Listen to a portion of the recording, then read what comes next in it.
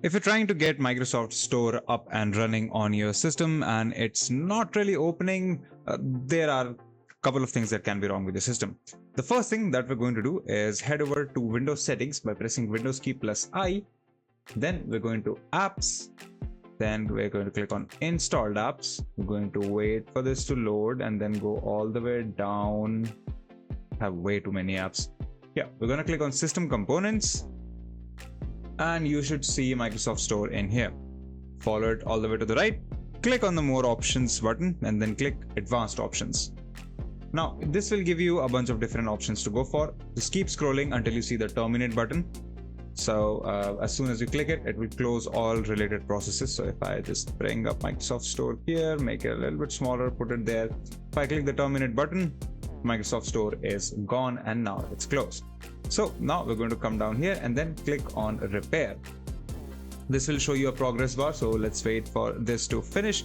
What this has done is that it has repaired any broken or corrupt files within Microsoft Store. So the next time we try and launch it, so Microsoft Store, go ahead and press enter. As you can see, this opens up just fine without any problems.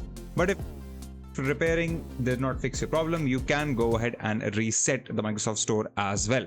What this does is that it will delete all of your saved files and configurations and everything and restore Microsoft Store to its default state. You will have to log in again, but this can get your system or your store up and running. Another thing to do is to try the wsreset command for Windows Store. So press Windows key plus R to open the run prompt. And what we're going to do is type in ws and then reset. Go ahead and press enter. You will see a command prompt flash and Microsoft Store should automatically open up. And that's that.